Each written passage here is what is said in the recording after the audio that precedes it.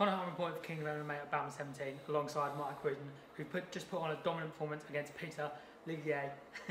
Mike, dominant performance. How frustrated was you that you couldn't get the finish? You was putting a lot of pressure on him. Yeah. Was you thinking at one point, how the hell am I going to put this guy away? Yeah, definitely. I hit him with a few good shots. Saw his eyes roll back of his head a few times beneath the floor, and I was thinking to myself, this has got to be it, this has got to be it. But you know, finishing is, you know, you've got to be able to get into them positions on top of the guy when you drop them, and you let my shots go, and he done a really good job of kind of smothering me, not letting me get too much offense off when I was on top of him. So it was frustrating, but you know, credit to Peter. You know, he put on a solid performance and he made the fight really exciting.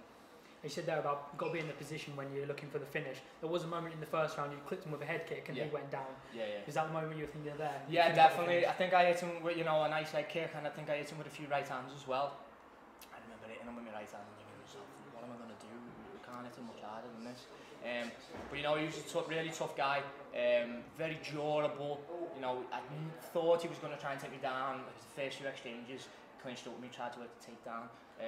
Managed to defend it, using my hips, and yeah, just, you know, end of the first round, coach just said to me, you know, you've got to look to keep it at range, and throw your shots, get out, and you know, I think I had a lot more success when I did that. Now, but as a fighter, this is only your second decision victory. As a fighter, is it important still to get them rounds in? Do you look at it as one of them kind of fights where you've got to showcase your skills over the rounds? Yeah, definitely. You know, it's nice to get the rounds in, but at the same time, people want to see finishes, and I'm not going in there just to try and grind out victories. You know, towards the end of the fight, I felt like he was more dangerous towards the end of the fight because he was getting quite desperate, really winging his shots. Anytime we got in close in the clinch, he was really letting his shots go. You know, kind of made it difficult for me when I had all of him inside. So it made me reinforce, you know, footwork, got to keep moving, keep him on the end of my shots, and you know, I was able to get the victory that way. I mean, he was undefeated coming into this fight, so obviously you knew it would be tough. Does it make it that much sweeter, you know, and you just beat a guy who's undefeated? Yeah, definitely. You know, he's relatively early in his career. He's beat some good guys.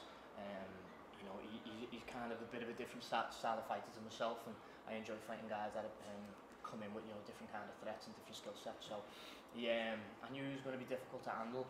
You know, as I say, hit him with a few good shots, messed him up a little bit, but he was a really tough guy, and you know, I enjoyed the fight.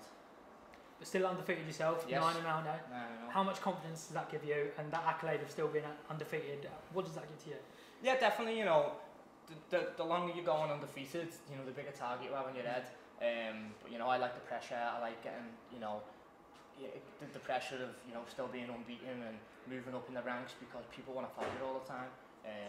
You know, I thought I made a good representation of myself tonight, and I'm not one of these people that, you know, I'm not going to start calling people out or anything like that. I just go where I get told and where the right deal is. So just on to the next one now.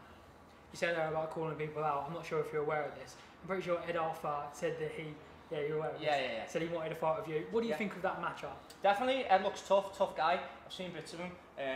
You know, he looks a difficult opponent, a dangerous opponent, same kind of thing. He's young, up and comer, you know, hungry to get further up. And you know, Ed Arthur won't be the only person that wants to fight me. There'll be a list of other guys that will want to fight me, and there's guys I want to fight as well. So him calling me out like that, you know, it's great. It's a bit of extra publicity for myself, but you know, I've spent my last 9 weeks focusing on fighting Peter Ligier, which I've just done. I've just beat him. I want to take a bit of time off now, you know, regroup my thoughts, and then go from there. I'm not jumping into any decisions. Now, obviously, so you just completed your short-term goal of beating Peter. So for you going forward here at BAMMA, you've had 2 impressive performances. Your long-term goals here at BAMMA, how close do you feel you are to the top of the heap? Yeah, you know, I think I'm pretty close.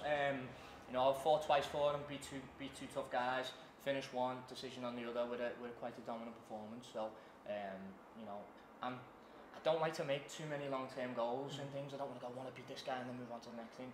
I just go where I've got to go, do what I've got to do. I'm in the gym every single day working with my coaches, looking to improve, you know, looking to make improvements in every different area. And, you know, whatever happens, happens. Whoever they say I'm going to fight next, I'll fight next. It's one of them. It's just business to me. I haven't got to hate someone to fight them. Yeah. I haven't got to dislike them. I'll fight anyone. I'm getting paid for it. It's just one of those things. Yeah. Now, with obviously Christmas coming up, what is your timeline going forward for your next fight? Do you have any idea? No, I haven't. Like I was saying then, I fought September. I'm just fought now, you know, just early December. Christmas is around the corner. I wouldn't mind spending a little bit of time in the gym, just working on some areas to improve, look back on that fight, look at areas that I can, you know, make improvements and get better, so improve my game. and then go from there. A little bit of learning time would be nice, but you know, you're not going to get anywhere sat on the sidelines, so it's one of those things, just try and make improvements as and when, and then go from there. Well, Mark, congratulations on the win. Thank you for your time. Much. We look forward to seeing you again soon. Cheers. Thank you. Cheers.